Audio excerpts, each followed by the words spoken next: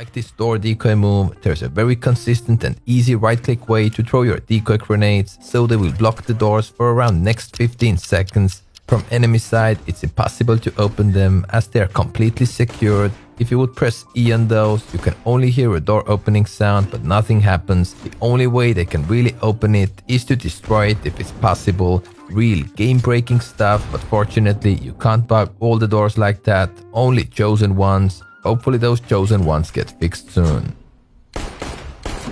Meanwhile, you can enjoy on Nuke. You should already know that it's possible to silent drop down from heaven, yet when you improvise here, it's rather very hard to do it with 100% consistency. You can get skilled at it, but still, at times you're gonna miss it. So here's a very consistent lineup to drop down silently 100% of the times. A corner position, look for this dark dot, then shift walk forwards, and when you touch the door, you also need to start holding A. There you go. Keep in mind that you're out in the open / very vulnerable when doing that, but hey, when they're not facing you, it could make up a great surprise in the end. And you can execute a similar idea when you're kinda facing hot as well. Maybe this scares them a bit more when they would jiggle for info. Awesome stuff. With AWP, you can wallbang loads of different walls that at first surely seemed not penetratable at all. Go explore around and send me your sickest wallbang frags. Here's a crazy ladder trick that you surely had no idea about. Synchronized jumping in CSGO at its finest. This new nade dropping feature gives you an opportunity to fake flash like that. Just drop a flashbang and instantly follow it up with a right-click throw, but always keep in mind that real flash gives opponent a sound cue to work with. This is why dropping grenades around corners can't that easily fool an experienced player. There's just no sound. Next up, one of my very hippie ideas. If you throw your Molotov / incendiary in this water like that, it gives you this shh sound, which means you could fake that you have thrown a smoke on some fire. And therefore, if T's try to Molotov bomb themselves with a great timing, there is a chance that it makes T to unnecessarily peek out and you can get a frag onto them. Again, it's extra hippie idea since you should just smoke the bomb if you have this smoke. But let's say you only have an incendiary with you and they throw their fire onto the bomb. Maybe it's something that could make it awkward for them. Fake sound is pretty loud, plus surely creates a trickier situation. We move on with a Mirage window smoke that everyone should know, since it works even if enemy's Molotov window. Go crouch in the middle of the door, aim where the white border plus balcony edge meet, then move forwards till the chair plus a jump throw. With this smoke, it doesn't matter if window room is pre-mollied or nah, smoke will still fully cover that poor big hole that everyone in the scene for some X reason calls window. Strange stuff. You should know that this is the fastest way to knife someone if you're approaching them from the front. 2 accurate slices with a left click plus then a right click. But why sometimes you end up making like 97 damage this way is the fact that when you spam your slice and miss the first one, your second slice is gonna be doing slightly lower damage. Now when you know it, you don't want to slice the air because your next slice right after it is gonna do less damage because of that. Obviously it resets after a while when you give your slicing hands a bit of rest, but just keep in mind not to slice in the air before going for those 2 decisive slices, because those will do tiny bit less damage and might not kill your opponent as quickly as you'd want. It's useful to know that you can put out Molotovs through the walls as well. Great examples come from Nuke.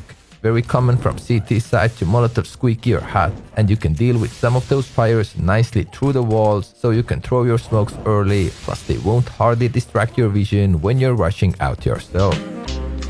Get creative. Here is a sneaky 3-man tower to surprise CTs who smoke bottom banana and feel like Freibergs. With this human building, you can easily catch them off guard. Note that all 3 guys should be standing up, so you need to time your jumps in order to enjoy this spectacular 5-star view. You most likely had no idea that kinda from Cash's A-bomb site, to be exact from Highway's ladder, when aiming something like that, you can ladder jump throw your flashbang and get it to blind people near B/vent room. One of the nicest cross-map flashes you have ever seen for sure. I will give everyone who likes this video and is able to successfully react dodge the flash while being close to B a Dragon Lore. Good luck. If you have the newly added Riot Shield in your inventory but it's not equipped, it'll actually, as a bonus, protect your back from any upcoming damage. You're losing lots of speed though when carrying this big boy in your inventory. Watch out. If a small door is open towards the inner side of the room, you can throw tricky nades under that door. Super general. This gap close to ticket might help you to spot an enemy. They just need to be very close in the very corner there. Alrighty, now a great wallbang line that deals decent damage even with rifles on Inferno. The bullets go towards the right side of the quad. If you're taking the bomb site from Banana, this little knowledge cookie can surely come handy. Here's a useful long command line that helps you to quickly dump all your nades before going for a risky move. I'll leave it in the description for you as well. Surely an amazing tool for your team's entry fragger. Drop the loot before the action, so if you die, your teammates can still potentially use all of your 4 grenades instead of just picking up this one unlucky grenade from your body. A cool wallbang line on train that works both ways. Use it as a T, use it as a CT, or use it like Jamie, who would just save his AWP. Next up, an extra important knowledge cookie. When you hear the bomb beep in a slow motion, you can hear that it's not your regular dull beep, but actually has some spark sounds in the end. Just wow. If you'd no clip inside the light of the lighthouse on Basalt, everything becomes black and white. What an amazing reference to a movie, The Lighthouse, which, if you didn't know, was a fully black and white film.